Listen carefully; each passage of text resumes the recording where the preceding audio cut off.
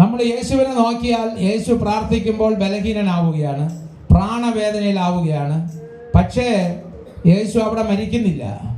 ക്രൂശിൽ മരിക്കുമ്പോൾ ആളുകൾ വിചാരിക്കുകയാണ് യേശുവിനെ തന്നെ രക്ഷിക്കാൻ പറ്റുന്നില്ല, ഇവനെങ്ങനെ ബാക്കിയുള്ളവരെ രക്ഷിക്കും. പക്ഷേ ആ നിലവിളിയുടെ ശബ്ദം ബാക്കി എല്ലാ ശബ്ദങ്ങളെക്കാളും വലുതായി പ്രതിധ്വനിക്കുകയാണ്. അതാണ് അവിടെ കാൽവരിയിൽ നമ്മൾ കാണുന്നത്. ആ മരണത്തിന്റെ താഴ്വരയിൽ അനേകം പേരുടെ കല്ലറകൾ തുറന്ന് അവർ ഉയർത്തെഴുന്നേൽക്കുകയായിരുന്നു എന്ന് മത്തായി 27:52 പറയുകയാണ്. എന്ന് പറഞ്ഞാൽ ഞാൻ ബലഹീനതയിൽ പ്രശംസിക്കുന്നു എന്നാണ് പൗലോസ് പറയുന്നത്. അപ്പോൾ ഞാൻ വീണ്ടും പറഞ്ഞു വന്നത് ഇത്രയേ ഉള്ളൂ. നമ്മൾ കഷ്ടതയിൽ ആകുമ്പോഴാണ് നമുക്ക് വെളിപ്പാടുകൾ കിട്ടുന്നത്, വെറുതെ ഇരിക്കുമ്പോൾ കിട്ടില്ല. ചുറ്റുമുള്ള അനേക ഉപദ്രവങ്ങൾ നമുക്കുണ്ടാകുമ്പോൾ നമ്മൾ മനസ്സിലാക്കണം നമ്മൾ നേരായുള്ള വഴിയിലാണ് നിൽക്കുന്നത്. അപ്പോഴാണ് നമുക്ക് മനസ്സിലാകുന്നത്. അല്ലാതെ യേശു എന്താ പറഞ്ഞത്? യേശു മത്തായി 7:24 പറയുകയാണ്. 7:24-25 വായിക്കാം.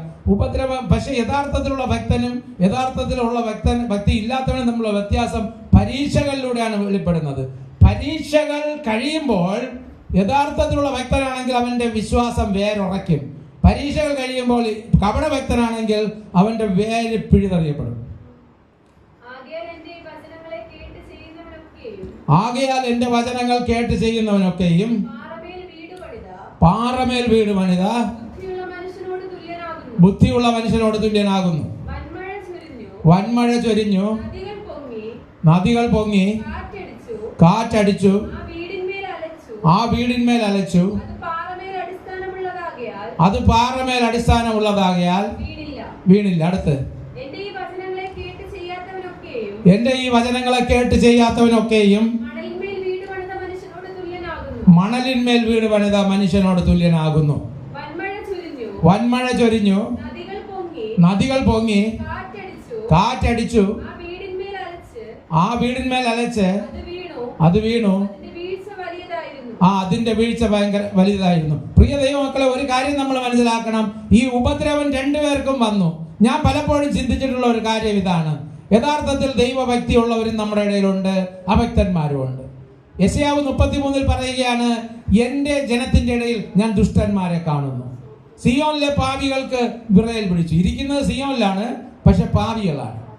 അപ്പൊ ആലയത്തിൽ എങ്ങനെയാണ് പാപികൾ വന്നത്? അപ്പൊ മനസ്സ് ശുദ്ധമാണോ അല്ലയോ എന്നുള്ളത് ദൈവത്തിനെ അറിയാവൂ. അപ്പൊ ദൈവം അനുഗ്രഹിക്കുന്നതിന് മുമ്പ് പരീക്ഷയിലൂടെ കൊണ്ടുപോകും. ശദ്രക് മേശക് അബേദ്നെഗോവിനെ പോലെ നമ്മളെ തീച്ചൂളയിലിടും. അവിടെയാണ് ദൈവം ഇറങ്ങുന്നത്. എല്ലാവർക്കും വേണ്ടി ഇറങ്ങിയില്ല. ഇങ്ങനെ ഫിൽട്ടർ ചെയ്ത് പോകും, സെൻസർ ചെയ്ത് പോകും. അപ്പോൾ വിളിക്കപ്പെട്ടവർ അനേകർ, തിരഞ്ഞെടുക്കപ്പെട്ടവർ ചുരുക്കം എന്ന് പറഞ്ഞതുപോലെ നമ്മളെല്ലാം വിചാരിക്കുന്നത് നമുക്ക് അനുഗ്രഹം വേണമെന്ന്. പക്ഷെ പരീക്ഷ സഹിക്കാൻ മനസ്സില്ല. പ്രിയ ദൈവമക്കളെ, ഞാൻ ഇയ്യോബിന്റെ കാര്യം ഓർത്ത് ഞാൻ ചിരിച്ചുപോയി. എന്തെന്നറിയാം ചിരിച്ചത്? എന്താ വെച്ചാൽ ഇയ്യോബ് പറയുന്നുണ്ട്, നിങ്ങളൊക്കെയും വേദനിപ്പിക്കുന്ന ആശ്വാസകന്മാരാണ്, നിങ്ങളാണ് വിദ്വജ്ജനം, നിങ്ങൾ മരിച്ചാൽ ജ്ഞാനം മരിക്കും എന്ന് പറഞ്ഞ പോലെ ഈ കൂട്ടുകാരന്മാർ വന്നത് ആശ്വസിപ്പിക്കാൻ, പക്ഷെ പറഞ്ഞ് അവര് വേദനിപ്പിക്കുന്നവരായി മാറി. ഇതുപോലെ എൻ്റെ വീട്ടിൽ വരും ചില ആളുകൾ, വന്നിരുന്നിട്ട് അവർ പറയുന്ന ചൊറിച്ചിൽ കണ്ടു കഴിഞ്ഞാൽ തോന്നും ഇവർ വീണ്ടും എന്നെ വേദനിപ്പിക്കാൻ വന്നതാണ് എന്ന്. ഇവൻ ഇങ്ങനെ വന്നല്ലോ. ചില ആളുകൾ പറയും, ജേക്കബിന് ഇങ്ങനെ വന്നല്ലോ, ഇവന് എന്തുകൊണ്ട് ഇങ്ങനെ വന്നു. പ്രിയ ദൈവമക്കളെ, ഞാൻ പറയുന്നു, യഥാർത്ഥത്തിലുള്ള വ്യക്തി നിങ്ങൾക്കുണ്ടെങ്കിൽ നിങ്ങൾക്കും വരും പരീക്ഷ. നിങ്ങൾ ജയിച്ചാലേ നിങ്ങൾ ലക്ഷ്യത്തിലെത്തും, ജയിക്കാത്തവൻ ലക്ഷ്യത്തിലെത്തില്ല. അതുകൊണ്ടാണ് യേശു പറഞ്ഞത്, ഞാൻ ചില കാര്യങ്ങൾ പറഞ്ഞ് നിർത്താം. ഇതുവരെ ഞാൻ പറഞ്ഞത് എൻ്റെ അനുഭവങ്ങളാണ് പറഞ്ഞത്, ചില കാര്യങ്ങൾ മാത്രം പറഞ്ഞ് നിർത്താം. വെളിപ്പാട് 2:26 വായിക്കാം. 26-27. വെളിപ്പാട് 2:26-27. നമ്മളെല്ലാം ആഗ്രഹിക്കുന്നത് ജയിക്കുന്ന ക്രിസ്ത്യാനികളായി മാറണമെന്നാണ്. എങ്ങനെ ജയിക്കും? എന്ത് ചെയ്യണം? ജയിക്കാൻ വെളിപ്പാട് വേണം. ഒന്നാമത് വെളിപ്പാട് വേണം. ജയിക്കുകയും ഞാൻ കൽപ്പിച്ച പ്രവർത്തികളെ അവസാനത്തോളം അനുഷ്ഠിക്കുകയും ചെയ്യുന്നവന് എന്റെ പിതാവ് എനിക്ക് തന്നതുപോലെ ഞാൻ ജാതികളുടെ മേൽ അധികാരം കൊടുക്കും. അവൻ ഇരുമ്പുകോൽ കൊണ്ട് അവരെ മേയ്ക്കും. അവർ കുശവന്റെ പാത്രങ്ങൾ പോലെ നുറുങ്ങിപ്പോകും. ഞാൻ അവന് ഉദയ നക്ഷത്രം കൊടുക്കും. പ്രിയ ദൈവങ്ങളെ, ഉദയ നക്ഷത്രം എന്ന് പറഞ്ഞാൽ വെളിപ്പാട് 22:16 പ്രകാരം ഞാൻ ദാവീദിന്റെ വേരും ശുഭ്രവുമായ ഉദയനക്ഷത്രമാണ് എന്ന് വെച്ചാൽ യേശു തന്നെ കൂടെ ഇരിക്കുമെന്നാണ്. യെശയ്യാവ് 9-ാം അധ്യായത്തിൽ 6-ാം വാക്യത്തിൽ പറയുന്നത്, നമുക്കൊരു ശിശു ജനിച്ചിരിക്കുന്നു, നമുക്കൊരു മകൻ നൽകപ്പെട്ടിരിക്കുന്നു, ആധിപത്യം അവന്റെ തോളിലിരിക്കും, അവൻ അത്ഭുത മന്ത്രി, വീരനാം ദൈവം, നിത്യപിതാവ്, സമാധാന പ്രഭു എന്ന് വിളിക്കപ്പെടും. അവന്റെ ആധിപത്യത്തിന് അവസാനം ഉണ്ടാവുകയില്ല എന്നാണ്. അപ്പൊ ഈ യേശു ക്രിസ്തു നമുക്ക് തന്റെ തന്നെ അധികാരം തരും. അതുകൊണ്ടാണ് സുവിശേഷത്തിൽ മത്തായി 28:18 പറയുന്നത്, സ്വർഗത്തിലും ഭൂമിയിലുള്ള സകല അധികാരവും എനിക്ക് നൽകപ്പെട്ടിരിക്കുന്നു. നമ്മൾ അനേകരോട് സുവിശേഷം പറയുമ്പോൾ അവരെ നേടിയെടുക്കണമെങ്കിൽ നമുക്ക് പൈശാചിക ശക്തികളുടെ മേൽ അധികാരം വേണം. എങ്കിലേ നമ്മുടെ വാക്ക് കേൾക്കുമ്പോൾ സാത്താന്യ ശക്തികൾ തകരുകയുള്ളൂ. അത് ദൈവപ്രസാദം ഉണ്ടെങ്കിലേ, വിശുദ്ധ ജീവിതം ഉണ്ടെങ്കിലേ ദൈവം അധികാരം തരികയുള്ളൂ. ദാവീദ് പണ്ട് സിംഹത്തെയും കരടിയൊക്കെ കീറിക്കളഞ്ഞിട്ടാണ് ആടുകളെ രക്ഷിക്കുന്നത്. അപ്പൊ കീറിക്കളയണമെങ്കിൽ ഇപ്പൊ ഞാൻ ചെന്ന് വെറുതെ നിന്നാൽ പറ്റില്ല. അതിനുള്ള ആരോഗ്യം വേണം, ആത്മാവിൽ ശക്തി വേണം. എങ്കിലേ, അല്ലെങ്കിൽ നമുക്ക് എന്ന് കടി കൊണ്ടുകൊണ്ട് വരാൻ പറ്റൂ. അപ്പോൾ ബലവാനെ പിടിച്ചു കെട്ടിയിട്ടല്ലാതെ അവന്റെ കോപ്പ് കവരാൻ പറ്റില്ല. ഞാനിങ്ങനെ ദൈവത്തോട് പ്രാർത്ഥിക്കാറുണ്ട്, ദൈവമേ നമുക്ക് ചുറ്റുമുള്ള ആളുകൾ എന്തുകൊണ്ട് രക്ഷിക്കപ്പെടുന്നില്ല? യേശു ഇങ്ങനെയാണ് പറയുന്നത്. 70 ശിഷ്യന്മാരെ പറഞ്ഞയച്ചിട്ട് യേശു പറയുകയാണ്, സാത്താൻ മിന്നൽ പോലെ വീഴുന്നത് ഞാൻ കണ്ടു. പാമ്പുകളെയും തേളുകളെയും ചവിട്ടുവാൻ, ശത്രുവിന്റെ ബലത്തെ തകർക്കുവാൻ ഞാൻ നിങ്ങൾക്ക് അധികാരം തരും. അപ്പൊ യേശു ഇവിടെ പ്രാർത്ഥിക്കുകയും 70 പേരെ പറഞ്ഞയക്കുകയും ചെയ്തപ്പോൾ അവർ വിജയിച്ച് മടങ്ങി വരികയാണ്. എന്ന് വെച്ചാൽ ശക്തമായ ശുശ്രൂഷ വെളിപ്പെടണമെങ്കിൽ ശക്തമായ അഭിഷേകം വേണം. അത് ദൈവപ്രസാദം തന്നെ ഉണ്ടാവണം. ദൈവദർശനം ഇല്ലാത്ത വ്യക്തികൾക്ക് ഒരിക്കലും ഒരു കാര്യവും ചെയ്യാൻ പറ്റില്ല. അപ്പോൾ ഈ അധികാരം ആര് കൊടുക്കുമെന്നാണ് പറഞ്ഞത്? ദൈവം. യോഹന്നാൻ 14:12 യേശു പറയുകയാണ്, എന്നിൽ വിശ്വസിക്കുന്നവൻ ഞാൻ ചെയ്യുന്ന പ്രവൃത്തി ചെയ്യും, അതിലധികവും ചെയ്യും. ഞാൻ പിതാവിന്റെ അടുക്കൽ പോകുന്നത് കൊണ്ട് എന്ന് വെച്ചാൽ അതിന്റെ അർത്ഥം എന്താ? പിതാവിന്റെ അടുക്കൽ പോകുക എന്ന് പറഞ്ഞാൽ പിതാവും പുത്രനും പരിശുദ്ധാത്മാവുമാണ് നമ്മൾ വിശ്വസിക്കുന്ന ദൈവം. ആ ദൈവത്വത്തിന്റെ ഭാഗമായി യേശു തിരികെ പോവുകയാണ് മനുഷ്യാവതാരം പൂർത്തിയാക്കിയിട്ട്. അപ്പോൾ അവിടെ പോകുന്നത് കൊണ്ട് ഈ ഭൂമിയിൽ യേശു മനുഷ്യരൂപത്തിൽ ചെയ്തതും അതിലധികവും നമ്മൾ ചെയ്യുമെന്നാണ് പറഞ്ഞതിന്റെ അർത്ഥം. ഇതാണ് വചനത്തിൽ പറയുന്നത്, ദൈവം പൊരുൾ തിരിച്ചു തന്നാലേ നമുക്ക് കാര്യങ്ങൾ മനസ്സിലാവൂ. അതുകൊണ്ടാണ് യേശു പറഞ്ഞത്, നിങ്ങൾക്ക് ഗ്രഹിപ്പാൻ വരം ലഭിച്ചിരിക്കുന്നു, പുറത്തുള്ളവർക്ക് ലഭിച്ചിട്ടില്ല. ചില ആളുകൾ വിചാരിക്കും യേശു വെറും മനുഷ്യനാണ്. പക്ഷെ അത് മനുഷ്യനായിട്ടിരുന്നത് ആ 33.5 വയസ്സ് മാത്രമാണ്. ബാക്കി സമയം മനുഷ്യനല്ല. ആ 33.5 വർഷം ദൈവത്തിന്റെ പദ്ധതി നിറവേറ്റണം. ആ സമയത്ത് പ്രാർത്ഥിക്കുമ്പോൾ ബലഹീനനാവുകയാണ്, ഒരു മനുഷ്യനെ പോലെ മരിക്കുകയാണ്, നമ്മുടെ പാപത്തിന് പരിഹാരമായി തീരുകയാണ്. ആ ഭൂമിയിലായിരുന്ന സമയത്ത് പൂർണ്ണ ദൈവമായിരുന്നില്ല, പൂർണ്ണ മനുഷ്യനായിരുന്നു. അതുകൊണ്ടാണ് യേശു തന്നെ പറഞ്ഞത് എന്താ? ഞാൻ തന്നെ പറയുന്നത് മനുഷ്യപുത്രൻ എന്നാണ് പറഞ്ഞത്. ഭൂമിയിലായിരുന്നപ്പോൾ ഞാൻ ദൈവപുത്രനാണെന്ന് അധികം പറഞ്ഞില്ല. പീലാത്തോസിന്റെ മുമ്പിൽ നീ ദൈവത്തിന്റെ പുത്രനെന്ന് ചോദിച്ചപ്പോൾ അതേന്ന് പറഞ്ഞു. പക്ഷെ ബാക്കി സമയത്ത് മനുഷ്യപുത്രൻ എന്നാണ് പറഞ്ഞത്. അപ്പോൾ വെളിപ്പാട് പുസ്തകത്തിൽ 1-ാം അധ്യായത്തിലും ദാനിയേൽ 7:13 പറയുന്നത്, മനുഷ്യപുത്രനോട് സദൃശ്യനായവനെ ഞാൻ ആകാശമേഘങ്ങളിൽ കണ്ടു എന്നാണ്. അപ്പോൾ മനുഷ്യനായിട്ട് വന്ന് മനുഷ്യർക്ക് മനുഷ്യത്വം പഠിപ്പിച്ചു കൊടുക്കുകയാണ്. തേജസ്സും ബഹുമാനവും അണിഞ്ഞ് ദൈവത്തെക്കാൾ അല്പം മാത്രം താഴ്ന്ന നിലയിൽ മനുഷ്യൻ എന്തായിരിക്കണം എന്നുള്ളതാണ് യേശു കാണിച്ചത്. അപ്പോൾ യേശുവിൽ നമ്മൾ വിശ്വസിക്കുന്നുവെങ്കിൽ യേശു ചെയ്ത അതേ പ്രവർത്തികളെ ആവർത്തിക്കണം. കാരണം യേശു വഴിയും സത്യവും ജീവനുമാണ്. ചില ആളുകൾ ചോദിക്കും, ഈ വഴി എങ്ങോട്ടാണ് പോകുന്നത്? ഞാൻ പറയും, ഈ വഴി ഒരിടത്തും പോവില്ല, നിങ്ങളാണ് നടന്നു പോവേണ്ടത് എന്ന് പറഞ്ഞതിന്റെ അർത്ഥം എന്താ? യേശു കാണിച്ച മാതൃക പ്രകാരം നമ്മൾ ജീവിക്കുമ്പോഴാണ് നമ്മുടെ ജീവിതം വിജയകരമാകുന്നത്. യേശു എന്താ കാണിച്ചത് മാതൃകയിലൂടെ? പ്രിയ ദൈവങ്ങളെ, ഇതെല്ലാം പറഞ്ഞു തീർക്കുവാൻ സമയമില്ലെങ്കിലും ചില കാര്യങ്ങൾ തൊട്ട് വിട്ടിട്ട് ഞാൻ അങ്ങ് ഇരിക്കാൻ താല്പര്യപ്പെടുകയാണ്. ചിലത് മാത്രം. യേശു ശാപയോഹന്നാന്റെ മുമ്പിൽ വന്ന് എന്ന് പറയുകയാണ്, എനിക്ക് അങ്ങയുടെ കൈക്കീഴിൽ സ്നാനമേൽക്കണം. അപ്പോൾ ശാപയോഹന്നാൻ പറയുകയാണ്, നിന്റെ കൈക്കീഴിലാണ് ആത്മസ്നാനവും അഗ്നിസ്നാനവും ഉള്ളത്. എൻ്റെ പിന്നാലെ വരുന്നവൻ നിങ്ങളെ ആത്മാവിനാലും അഗ്നിയാലും സ്നാനം കഴിപ്പിക്കും. പക്ഷേ യേശു പറയുകയാണ്, ഇപ്പോൾ സമ്മതിക്കുക, ഇങ്ങനെ സകല നീതി നിവർത്തിയാക്കുന്നത് ഉചിതം. ഇങ്ങനെ സ്നാനപ്പെട്ടതിന് ശേഷം യോർദാൻ നദിക്കരയിൽ നിന്ന് പ്രാർത്ഥിക്കുമ്പോൾ ദൈവപിതാവ് സ്വർഗം തുറന്ന് പറയുകയാണ്, ഇവൻ എൻ്റെ പ്രിയപുത്രൻ, ഇവനിൽ ഞാൻ പ്രസാദിച്ചിരിക്കുന്നു. യെശയ്യാവ് 42 പറയും പോലെ, എൻ്റെ ഉള്ളം പ്രസാദിക്കുന്ന എൻ്റെ വൃതൻ, ഞാൻ എൻ്റെ ആത്മാവിനെ അവന്റെ മേൽ വച്ചിരിക്കുന്നു എന്ന് പറഞ്ഞതുപോലെ ദേഹരൂപത്തിൽ പ്രാവുന്ന പോലെ പരിശുദ്ധാത്മാവ് അവിടെ ഇറങ്ങി വരികയാണ്.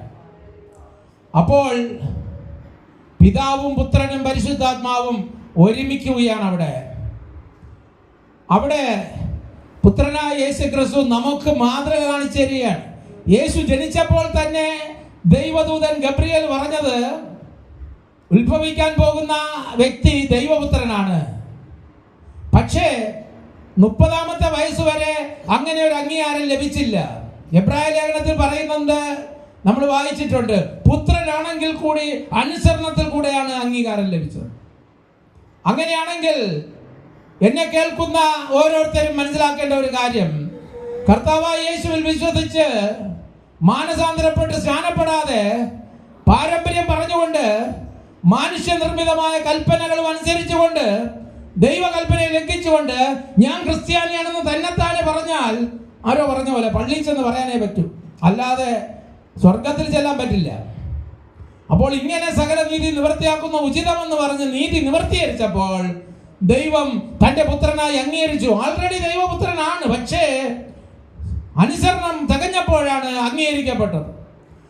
ഗലാത്യർ 4-ാം അധ്യായത്തിൽ നമ്മൾ വായിക്കുന്ന ഒരു വാക്യം എന്താ? അവകാശി സർവത്തിന് യജമാനാണെങ്കിലും ദാസനായിരിക്കുന്ന കാലത്തോളം ശിശുവിനേക്കാൾ ശിശുവായിരിക്കുന്ന കാലത്തോളം ദാസനേക്കാൾ ഒട്ടും ശ്രേഷ്ഠതയുള്ളവനല്ല. കഴിഞ്ഞ ദിവസം നമ്മുടെ ദൈവദാസൻ പ്രസംഗിച്ച കാര്യമാണത്.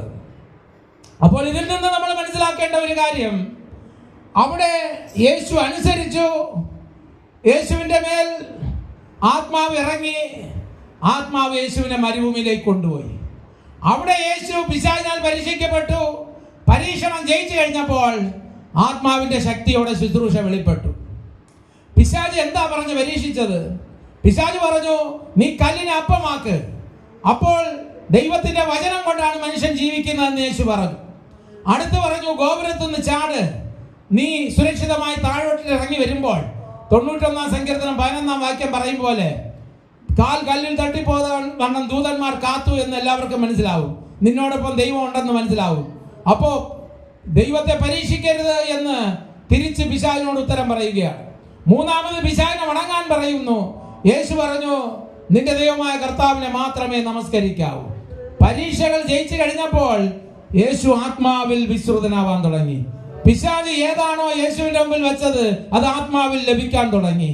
സ്വർഗത്തിലും ഭൂമിയിലുള്ള സകല അധികാരവും ക്രൂശിൽ സകലവും നിവൃത്തിയാക്കിയിട്ട് മരിച്ചടക്കപ്പെട്ട് കഴിഞ്ഞപ്പോൾ സ്വർഗത്തിലും ഭൂമിയിലുള്ള സകല അധികാരവും യേശുവിന്റെ കയ്യിൽ വന്നു. അത് വെറുതെ കൊടുക്കാമെന്നാണ് പിശാച് പറഞ്ഞത്. ഇതാണ് പിശാചിന്റെ പദ്ധതി. ഒന്നും നിങ്ങൾ ചെയ്യേണ്ട, നിങ്ങൾക്ക് വെറുതെ തരാം. നിങ്ങൾ തന്നെത്താൻ ത്യജിച്ച് ക്രൂശ് എടുത്ത് സ്വന്തം ജീവനെയും പകച്ച് ദൈവം ആഗ്രഹിക്കുന്ന പാതയിലൂടെ, കഷ്ടതയിലൂടെ, സഹിഷ്ണുത പഠിച്ച് സിദ്ധത പ്രാപിച്ച് നിങ്ങൾ അങ്ങ് എത്തേണ്ട കാര്യമില്ല. നിങ്ങൾ എന്നെ വണങ്ങിയാൽ മതി, നിങ്ങൾക്ക് ഇങ്ങ് തരാം. ഈ മായാജാലക്കാരനായ പിശാച്, കൊന്നു മുടിച്ച് നശിപ്പിക്കുന്ന കള്ളനായ പിശാച്, അവൻ സ്വയം നരകത്തിന് അർഹനാണ്, എങ്കിലും ബാക്കിയുള്ളവർക്ക് സ്വർഗം കൊടുക്കാമെന്നാണ് അവൻ വാഗ്ദത്തം ചെയ്യുന്നത്. ഈ ദുഷ്ട പിശാചിന്റെ വഞ്ചനയെ ഈ ഭൂമിയിൽ തന്നെ നമ്മൾ മനസ്സിലാക്കിയാൽ നമ്മൾ ദൈവത്തിൽ നിന്ന് അധികാരം പ്രാപിച്ച് പാമ്പുകളെയും തേളിലും ചവിട്ടി മെതിക്കും. ഇല്ലെങ്കിൽ നരകത്തിൽ ചെന്ന് അവന്റെ കാലിന്റെ കീഴിൽ ചവിട്ടി മെതിക്കപ്പെടാൻ വേണ്ടി നമ്മൾ പോകും. നമുക്ക് അപ്പോഴ് നരകത്തിൽ ചെന്നതിന് ശേഷം പിശാചിനോട് ദേഷ്യം തോന്നിയാൽ കരഞ്ഞ് വല്യടിക്കാൻ മാത്രമേ പറ്റൂ. ഞാൻ തായ്ലൻഡിൽ മീൻപിടുത്തക്കാരുടെ കയ്യിൽ അകപ്പെട്ടിട്ട് തിരികെ വരാൻ പറ്റാതെ കരഞ്ഞ് വല്യടിച്ച പോലെ. അപ്പോൾ അത് നമ്മുടെ കഴിവില്ലായ്മയാണ് കാണിക്കുന്നത്, പിന്നെ മടങ്ങി വരാൻ പറ്റില്ല. അതുകൊണ്ട് എന്തെങ്കിലും ദേഷ്യം കള്ളന്മാർക്കെതിരെ ഉണ്ടെങ്കിൽ നമ്മൾ ഈ ഭൂമിയിൽ വെച്ച് കാണിക്കണം.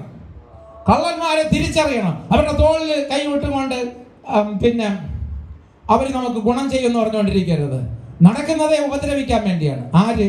പിശാച്. അപ്പോൾ നിങ്ങൾ ഉടനെ നിങ്ങളുടെ ശത്രുക്കളെ സങ്കല്പിക്കരുത് ആ സ്ഥലത്ത്. അപ്പോൾ ഇത് പിശാചിനെയാണ് ഞാൻ പറഞ്ഞത്.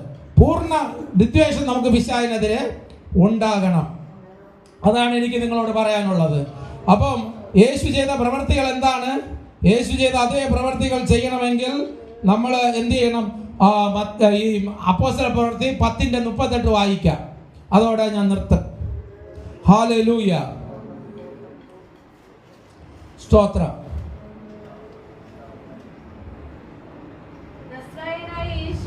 നസ്രയനായ യേശുവിനെ ദൈവം പരിശുദ്ധാത്മാവിനാലും ശക്തിയാലും അഭിഷേകം ചെയ്തതും ദൈവം അവനോടുകൂടെ ഇരുന്നത് കൊണ്ട് അവൻ നന്മ ചെയ്തും പിശാച് ബാധിച്ചവരെയൊക്കെയും സൗഖ്യമാക്കിക്കൊണ്ട് സഞ്ചരിച്ചു. മതി. അപ്പോൾ കൊർന്നേലിയോസിന്റെ വീട്ടിൽ പത്രോസ് ഈ പ്രസംഗം പ്രസംഗിക്കുകയാണ്. പ്രസംഗിച്ച് കഴിഞ്ഞ ഉടനെ കേട്ടവരുടെ മേൽ ആത്മാവിറങ്ങി. ദൈവത്താൽ അയക്കപ്പെട്ടവൻ ദൈവത്തിന്റെ വചനം സംസാരിക്കുന്നു. അവൻ അളവ് കൂടാതെയല്ലോ ആത്മാവിനെ നൽകുന്നത്. നീതിക്കായി ഒരു വിശപ്പും ദാഹവും നമുക്കുണ്ടാവണം. നമ്മൾ പറയുന്ന വചനങ്ങൾ കേൾക്കുന്നവരുടെ മേൽ അഭിഷേകം ഇറങ്ങണം. നമ്മൾ ആഗ്രഹിച്ചാൽ അതുപോലെ സംഭവിക്കും. നമ്മൾ ആഗ്രഹിക്കുന്നില്ല. അതുകൊണ്ട് ദൈവം സത്യവാനെന്നുള്ളതിന് മുദ്രയിടണം. അപ്പോൾ ഈ ആത്മാവും ശക്തിയും പ്രാപിച്ച് ലോകത്തിൽ ജ്യോതിഷികളായി യേശുവിനെ പോലെ പ്രകാശിക്കുവാനാണ് ദൈവം നമ്മളെ വിളിച്ചത്. എഴുന്നേറ്റ് പ്രകാശിക്കുവാൻ. അതിന് ദൈവം നമ്മളെ സഹായിക്കട്ടെ. നമുക്ക് പ്രാർത്ഥിക്കാം. സർവശക്തനും സർവവ്യാപിയും കരുണാമയനുമായ കർത്താവേ, അങ്ങയുടെ പുത്രന്റെ സ്വരൂപത്തോട് അനുരൂപരായി ആത്മാവിനാലും ശക്തിയാലും നിറഞ്ഞ് ഭൂമിയിൽ ഉണർവ് കൊണ്ടുവരുവാൻ ഞങ്ങളെ സഹായിക്കണമേ കർത്താവേ. ഞങ്ങളെ രോഗികളാക്കി, സാമ്പത്തികമാക്കി, ബുദ്ധിമുട്ടിലിട്ട് എഴുന്നേറ്റ് പ്രകാശിക്കാൻ കഴിയാതെ തടുക്കുന്ന ദുഷ്ടന്റെ പദ്ധതികൾ എന്നേക്കുമായി നശിക്കട്ടെ. ഹല്ലേലൂയ. ഫറവനെയും സൈന്യത്തെയും ആ ചെങ്കടലിൽ മുക്കിയതുപോലെ ശത്രുക്കളെ എന്നേക്കുമായി ഇല്ലാതാക്കണം. എഴുന്നേൽക്കണം. ശത്രുക്കളെ ചിതറിച്ച് കളയണം. തീയെങ്കിൽ മെഴുകുന്ന പോലെ, കാറ്റത്ത് പുകയെന്ന പോലെ ദൈവത്തിന്റെ ശത്രുക്കൾ ഇല്ലാതെയാകട്ടെ. ചതിച്ച് വഞ്ചിച്ച് നരകത്തിൽ കൊണ്ടെത്തിക്കുന്ന ദുഷ്ടന്റെ പദ്ധതികൾ പൂർണ്ണമായി തകരട്ടെ. ഇവിടെ വന്നിരിക്കുന്ന എല്ലാവരും ആത്മാവിന്റെ അഗ്നിയാൽ അഭിഷേകിതരാകട്ടെ. യേശു ക്രിസ്തുവിന്റെ നാമത്തിൽ തന്നെ. ആമേൻ. ഹല്ലേലൂയ.